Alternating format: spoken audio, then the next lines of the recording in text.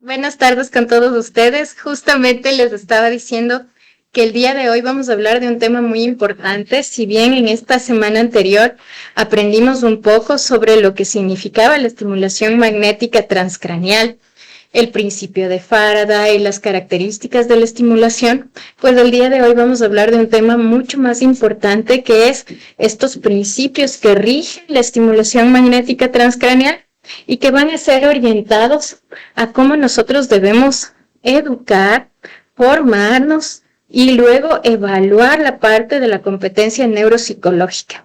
Por favor, denme unos segundos. Muchas gracias.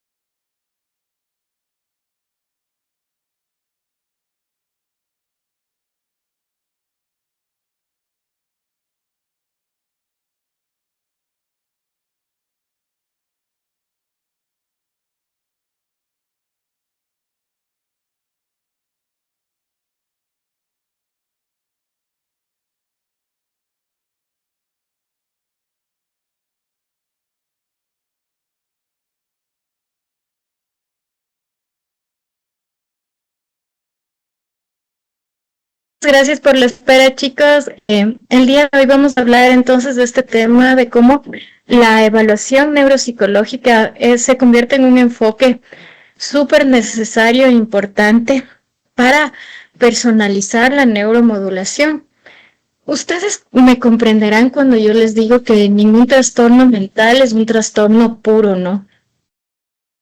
Y quiere decir algo súper necesario para nosotros. A veces pensamos, no, solo tiene depresión o solo tiene ansiedad. Pero lo cierto es que no es solo depresión o no es solo ansiedad, sino un acompañamiento súper fuerte, ¿sí? Vamos a ver. Entonces, lo primero es por qué evaluar neuropsicológicamente en MT. Lo primero que vamos a entender es que siempre vamos a ver cuál es el perfil cognitivo específico, cuáles son las dianas de estimulación óptimas para ese paciente, dorso lateral, frontal. Establecer también las medidas de los resultados sensibles, qué pasa si estimulo qué lado, qué pasa, cómo voy a hacer para estimular un área correspondiente a un trastorno y luego vamos a predecir la respuesta al tratamiento. Para esto es súper importante que nosotros nos guiemos pues en los componentes que va a tener una evaluación neuropsicológica antes de la estimulación. Y como ustedes se dan cuenta cuando ya vean toda la formación, ustedes van a ver y van a observar que cuando les toque graduarse, chicos, van a pedirles a ustedes una evaluación de un caso. Y este debe ser un caso absolutamente completito, que va a requerir una evaluación cognitiva cuantitativa, una evaluación de redes neuronales, una evaluación psicosocial y además la integración multimodal para que podamos completar todo este proceso. Vamos a tener obviamente un montón de baterías estandarizadas y pruebas específicas por dominio que nos van a dar unas determinadas puntuaciones normativas. Luego vamos a ver cómo está su conectividad funcional, la reserva cognitiva, la organización cerebral, para llegar a la fase de la evaluación psicosocial, y ahí vamos a ver los factores modificadores, las expectativas de modificación, modulación, motivación, y luego vamos a la parte del apoyo social. ¿Quién está sosteniendo a este paciente? Cuando tengamos todo este proceso, vamos a tener neuroimagen más cognición, si es que requiriéramos, por ejemplo, cuando tenemos un paciente con una característica muy fuerte. Se me ocurre algo muy importante. Si tuviéramos un paciente con una convulsión o una epilepsia, vamos a necesitar descubrir qué tipo de convulsiones tiene, qué tipo de epilepsias tiene, para poder entender si este paciente es apto para la estimulación magnética transcraneal o no lo es. Y de ahí vamos a ver los marcadores conductuales también en este paciente. La MT entonces modula, claro, las redes neuronales específicas relacionadas con las funciones ejecutivas. Una parte frontotemporal nos va a permitir ver la variabilidad interindividual en la anatomía cerebral y la organización que requiere la persona. Cuando hacemos una evaluación neuropsicológica clínica, vamos a ir identificando aquellos déficits objetivos para seleccionar la diana adecuadamente, y nos va a permitir establecer una línea base para medir los cambios post-intervención. Muchos pacientes dicen, bueno, ya terminé, ¿y en qué he mejorado? Y me dicen, ¿sabes qué, Vero? Yo he mejorado en mi atención, en mi concentración, también he mejorado en mi sueño y ya no tengo dolores de cabeza. Sí, pero ¿en qué nivel? Y eso solo le puedo dar un resultado de una evaluación neuropsicológica. Entonces, nosotros aquí vamos a entender muy bien los dominios cognitivos críticos con los que nosotros vamos a ir trabajando con nuestro paciente. Y nos hacemos pues algunas preguntas, ¿no? ¿Qué hacemos cuando vamos a evaluar el dominio cognitivo? Primero vamos a evaluar las funciones ejecutivas, la memoria, la atención y el lenguaje. Y cuando hablamos de funciones ejecutivas, el test ideal para evaluar funciones ejecutivas es el Banff, pero también las escalas de Wechsler, por ejemplo. Y con todas ellas vamos a poder llegar al éxito. ¿Qué estamos viendo en el Banff? Por ejemplo, en el Banff 3, lo que estamos viendo es la corteza prefrontal y la corteza prefrontal dorsolateral. Y esto nos va a servir para encontrar la diana principal en pacientes, por ejemplo, con depresión, o en pacientes en los que nosotros estemos enfrentando riesgos como el TDAH, el autismo, la discapacidad intelectual, el trastorno bipolar, el trastorno de la esquizofrenia, si ya viene con una evaluación previa. Nosotros podríamos trabajar memoria con caras, memoria y atención también. Y esta nos va a ver cómo está el área cerebral relacionada con el hipocampo y el lóbulo temporal medial. Y esto, por ejemplo, va a tener un proceso que es muy importante, donde nosotros entendemos, por ejemplo, ¿qué pasa cuando una persona está con una dificultad de memoria en su trabajo? ¿O qué pasa cuando hemos visto a pacientes con parkinsonismos o con, no sé, yo sé que ahora no se dice demencia, ¿no? Pero deterioro cognitivo, que nos representa una imagen mayor de este deterioro en pacientes adultos mayores o pacientes con discapacidad intelectual.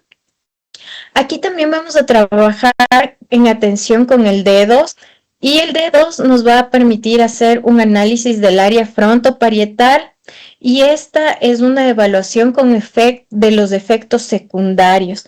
Además, podríamos trabajar lenguaje con BNT para ayudar a la fluidez verbal, y ahí analizaremos las áreas de Broca y Wernicke para evitar la estimulación en las áreas del lenguaje.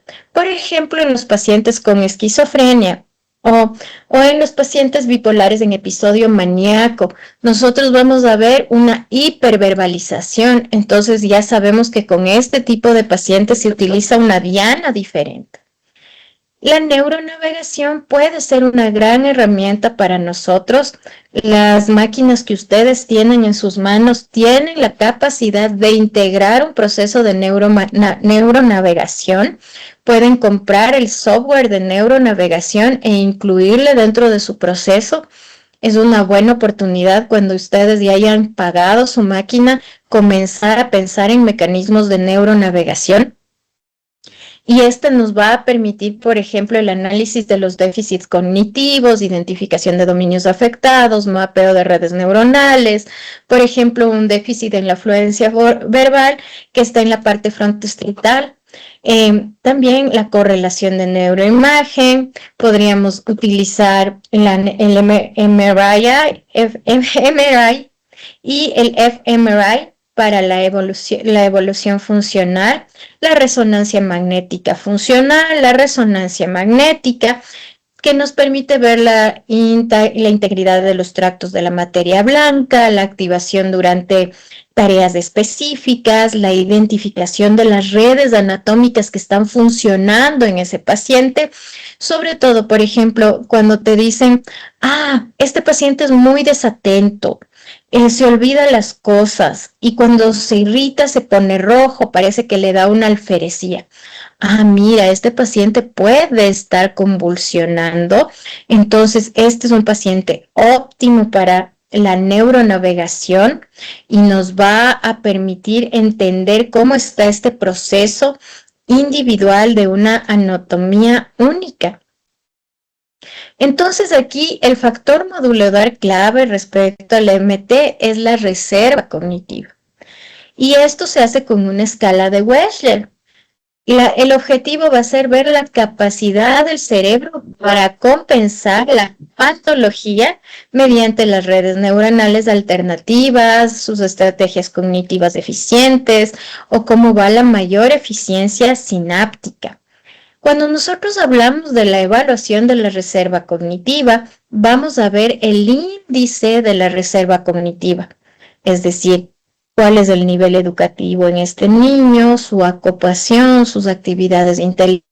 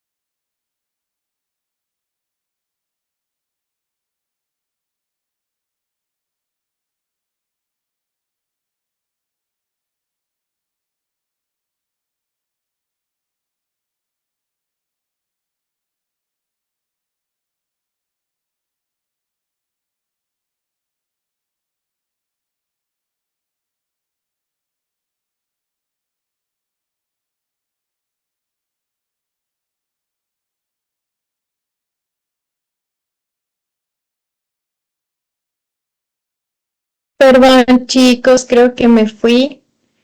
Ha estado súper raro el internet en estas horas. Perdónenme un ratito. Entonces, como yo les decía, nosotros vamos a poder interactuar en esta parte desde funcionar esto en nuestro paciente.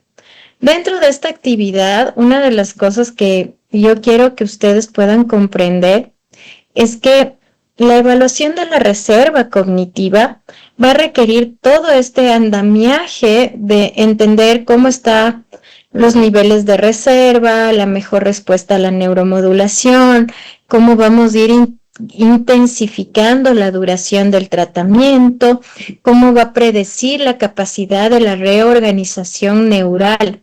¿Y cómo hace esto? Porque nosotros vamos a ver que a mayor reserva cognitiva, mayor capacidad de tolerancia de la neuromodulación.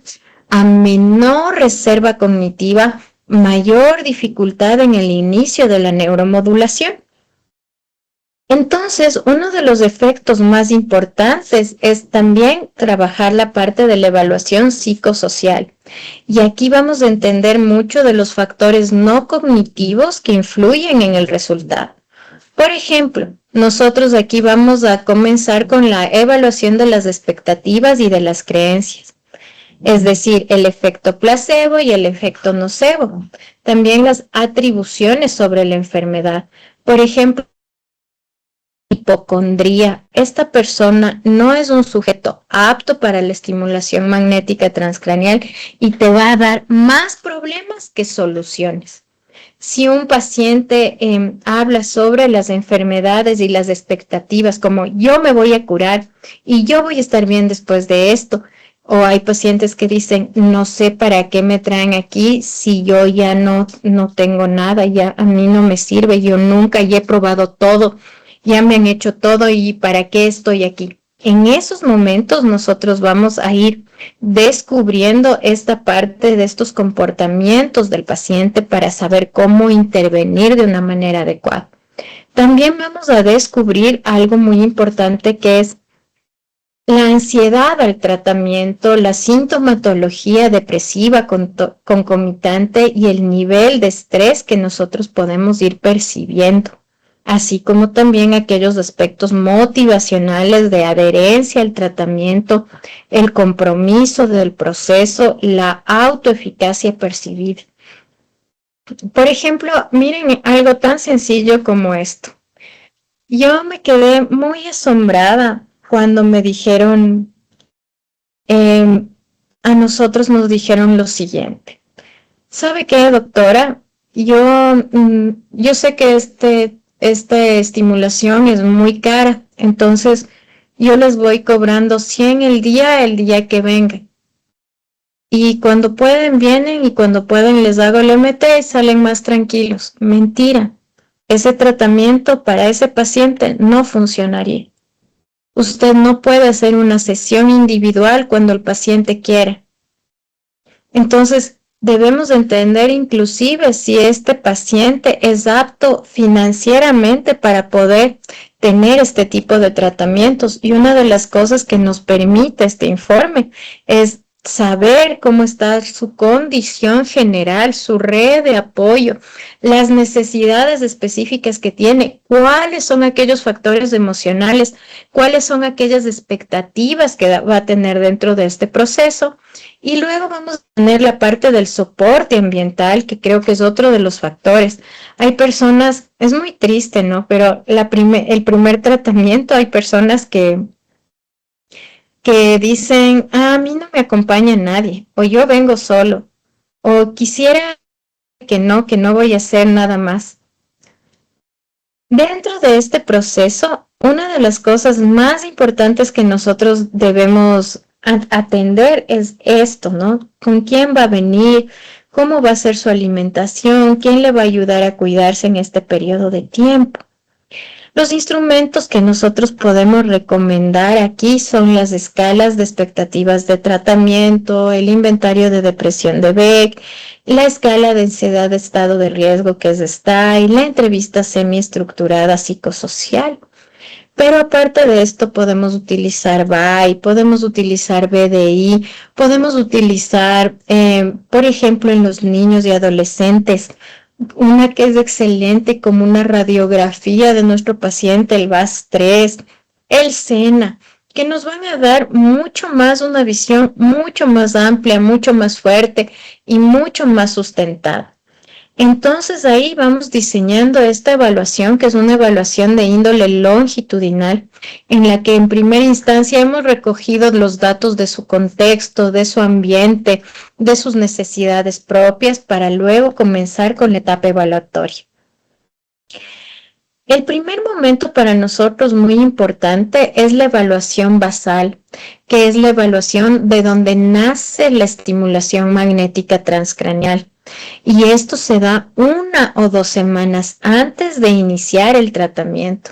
Entonces, para hacer esto, la primera recomendación es que el paciente no venga pues a la última hora de la noche a evaluarse, sino que tenga un conocimiento, una condición óptica en donde podamos ir trabajando en este proceso. También vamos a ver el establecimiento de una línea base confiable, es decir, para mí una línea base confiable viene acompañado de test originales que nosotros podamos utilizar para enfrentar estos datos. Había una psicóloga en años anteriores que me decía, es que yo no sé psicometría. Y le decía, si no tiene idea de psicometría, antes de comenzar a brindar estimulación magnética transcraneal, usted debe tomar una formación en psicometría y psicodiagnóstico. Porque si no tiene un buen psicodiagnóstico, usted no va a poder dar una buena estimulación magnética transcraneal porque no va a reconocer la sintomatología que requerimos. El momento 2 viene con la parte de esta evaluación,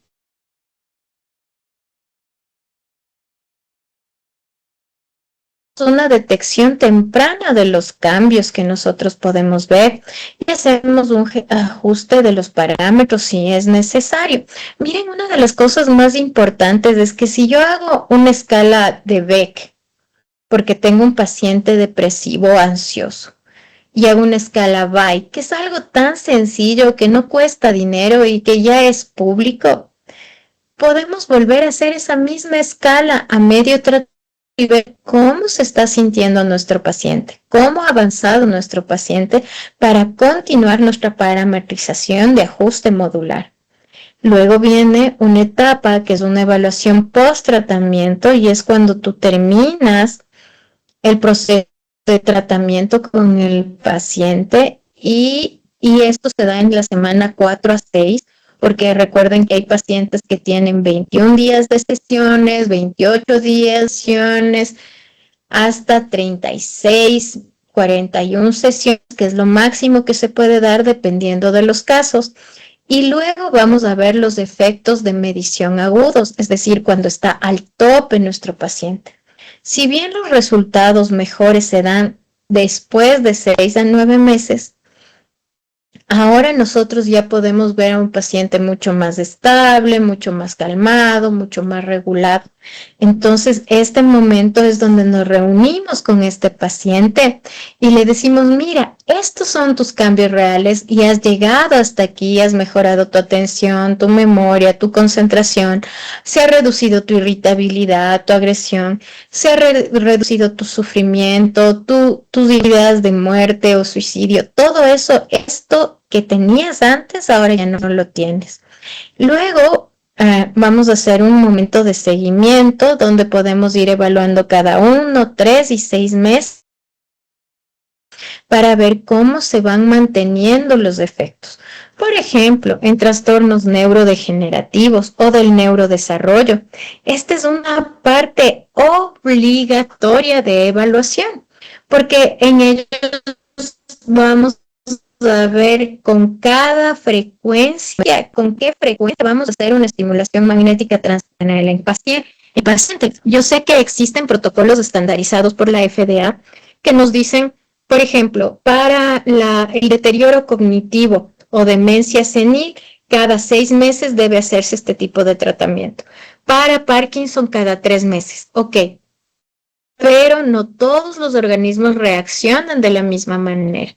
Entonces, esta es una de las cosas que nosotros debemos tener y tomar en cuenta. Ahora les voy a dar un caso clínico, un ejemplo de caso clínico. Este es un paciente de 45 años de edad con un sexo femenino que tiene un diagnóstico de depresión mayor recurrente resistente a fármacos. Ella ha tenido 16 años de educación, es licenciada y tiene una ocupación de administradora.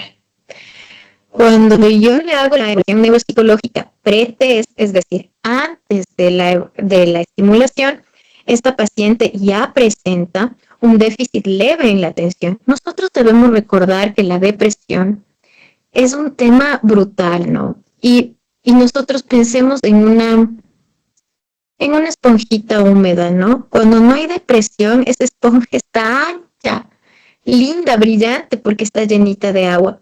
Pero cuando hay depresión, esta esponjita se va secando, se hace gris, se llena de moho. Así mismo pasa en el cerebro, dientes, y comenzamos a tener problemas de atención, de memoria, de concentración, pero en efecto lo que ha sucedido es que ha llegado la depresión. Ahí vemos que estos pacientes además reducen su capacidad de comunicación. Cuando hemos hecho la Torre de Londres, el tiempo de ejecución es realmente prolongado. En Stroop vimos una interferencia aumentada. Cuando les hacemos el BDI-2, vemos una depresión de índole severo con un puntaje de 32.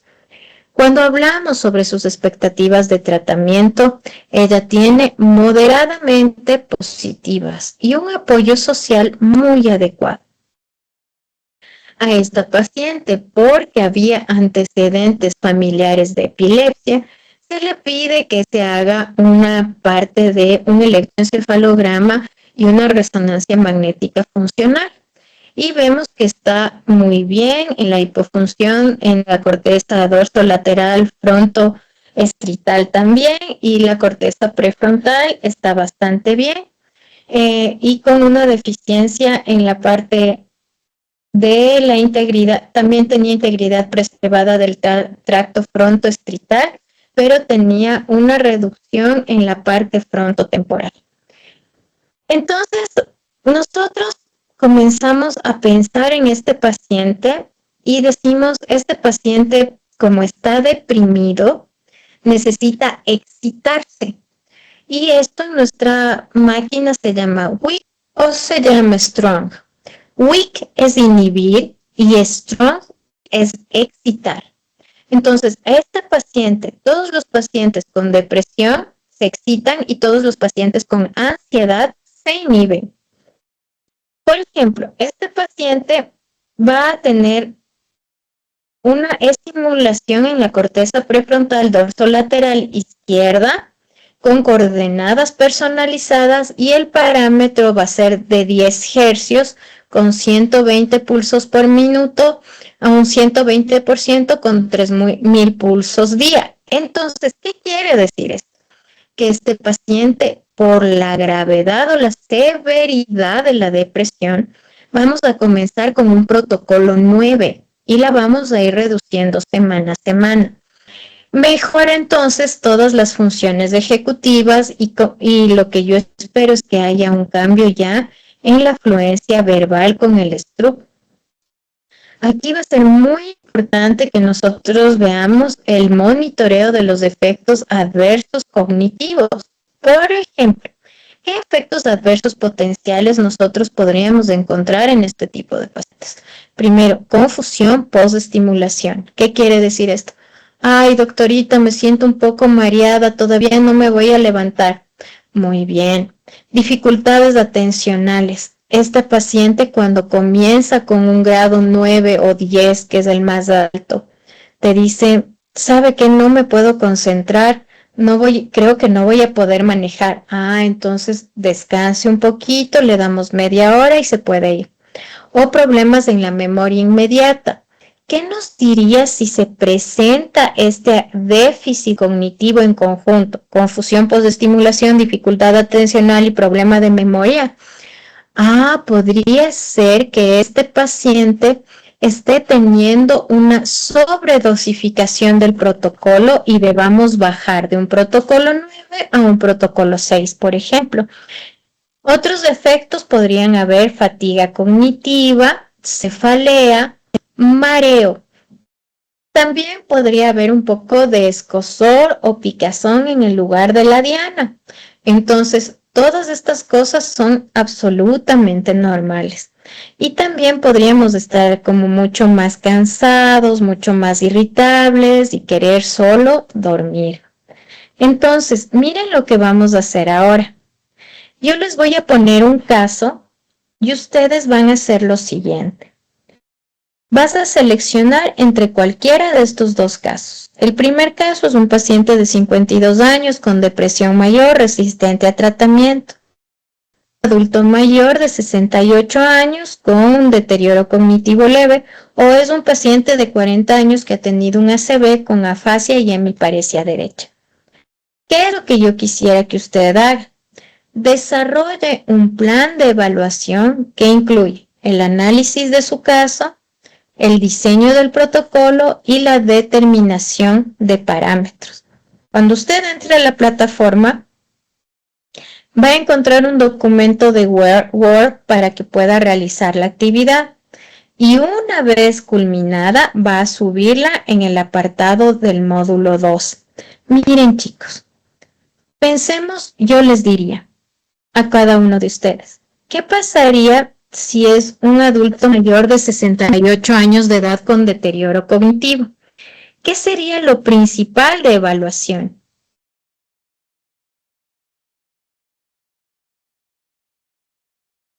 Una evaluación de coeficiente intelectual. Perfecto, muy bien. Ahora, ¿qué sería lo principal en un paciente post-ACV?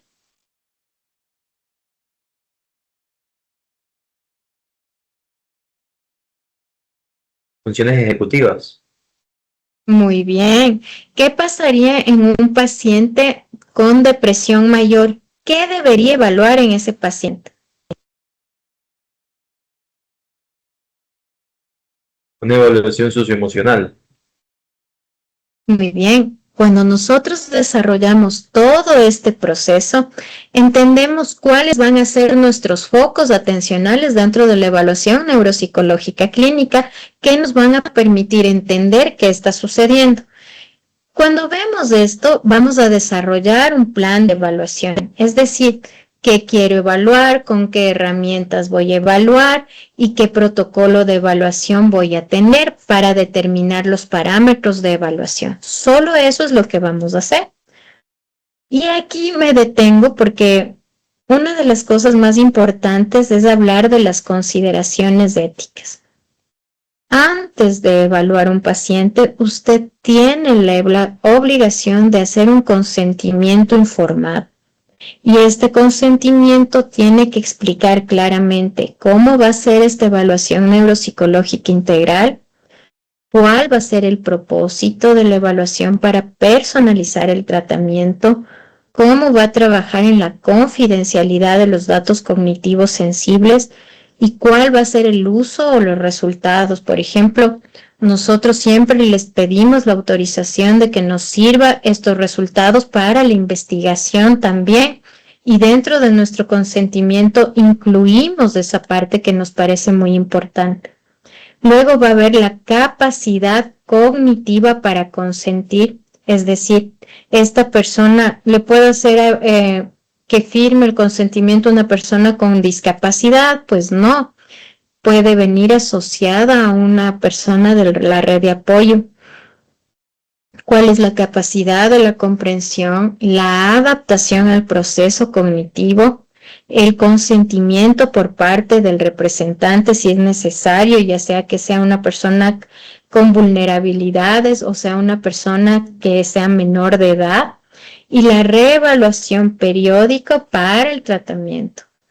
Dentro de esto, una de las cosas más importantes que vamos a tener dentro de la evaluación es esta comunicación de los hallazgos inesperados. Miren, yo tuve un caso donde me decía que venía por una migraña y que era una migraña increíble que no soportaba, que para ellos han sido súper difícil este manejo y resulta que en realidad no era una migraña. Yo pedí una resonancia magnética funcional para la evaluación de este paciente porque tenía olvidos frecuentes, tenía algunas caracterizaciones que me preocupaban mucho. Cuando descubrimos que este paciente tenía un tumor cerebral, lastimosamente un glioblastoma. Y un glioblastoma es una muerte segura en un año. Entonces, estos pacientes deben entender que podríamos encontrar información sensible y le vamos a explicar cómo vamos a utilizar esta información y qué vamos a hacer para ayudarle. Una de las características más importantes es la derivación para evaluación si se detectan condiciones no diagnosticadas. Por ejemplo, este paciente, al haber tenido un glioblastoma frontotemporal, era súper inflexible y decía, no, es que a mí solo me duele la cabeza y yo quiero que me haga la estimulación magnética transcraneal y solo para eso vine. Mentira, yo no he de tener nada, me quieren sacar plata o cosas así. Entonces nosotros teníamos que brindar el apoyo psicológico ante el descubrimiento de este déficit y le hicimos un plan de seguimiento de este hallazgo incidental y le explicamos que no podríamos brindarle la estimulación magnética transcraneal porque en ese momento sería un daño por la multiplicación o la neurogénesis cerebral. Entonces ahí también hablamos sobre la adaptación en otra parte de la evaluación, entender, por ejemplo, que hay adultos mayores o hay niños que necesitan una evaluación diferenciada de acuerdo a sus niveles educativos, la diversidad cultural en las pruebas, el acceso a una interpretación profesional y la reducción de las barreras económicas. Miren, chicos, este es un tema que a veces a uno le duele mucho, ¿no? Pero, por ejemplo, no es que hay una persona con una deficiencia intelectual, pero si su mayor proceso está hablado en quichua, hay que tomarlo muy en cuenta para poder salir adelante. Los aspectos éticos de una evaluación neuropsicológica también es aprender a utilizar protocolos aprobados por los comités de ética, tener la transparencia en los objetivos de la investigación, hacer una participación voluntaria y sin coerción y la devolución de los resultados a nuestros participantes. Cuando usted le dice que por $2,480 usted va a darle una evaluación inicial, el tratamiento y una post-evaluación, usted debe cumplir con todo este proceso de tratamiento. Entonces, mire, la evaluación neuropsicológica va a ser esencial para optimizar los resultados de la estimulación. Nos va a ayudar a proporcionar datos objetivos para personalizar las dianas paramétricas, que en nuestra próxima clase les voy a explicar qué es una diana, cómo hago el parámetro, y nos va a permitir monitorear aquellos efectos terapéuticos adversos, así como la comprensión de los mecanismos de acción. Yo quiero recordarles algo muy importante y es algo que quiero que repitan conmigo porque si usted no lo hace va a tener dificultades. Antes de la estimulación magnética, usted debe hacer evaluación neuropsicológica completa. Debe tener una integración con neuroimagen, debe haber un establecimiento de línea base y debe tener definidos los objetivos.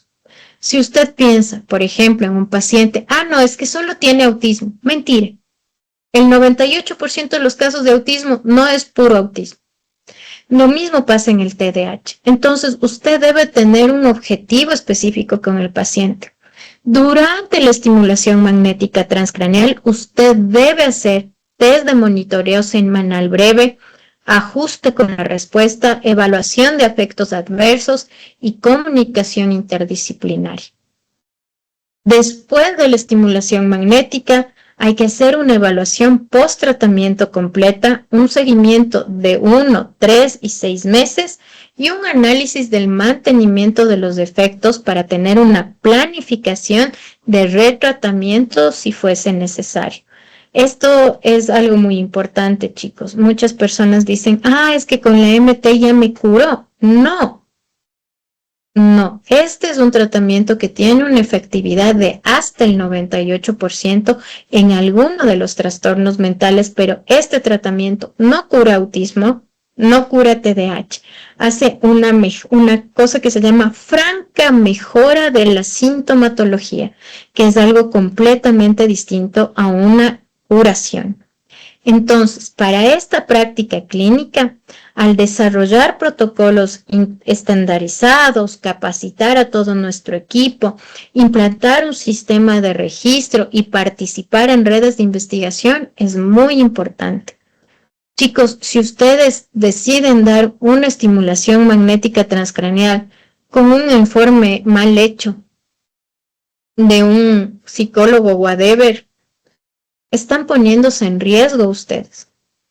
Yo no les recomiendo recibir informes externos, sino hacer su propia evaluación. No vaya a ser que el otro psicólogo haya percibido cosas poco reales o les presenten un informe inadecuado que no les sirva para este tipo de procesos. Entonces, para mí va a ser muy importante que nosotros podamos ir haciendo este acompañamiento de manera efectiva. ¿Ok?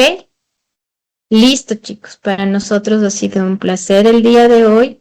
Tienen una tareita que realizar en una horita. Les dejo abierto el link.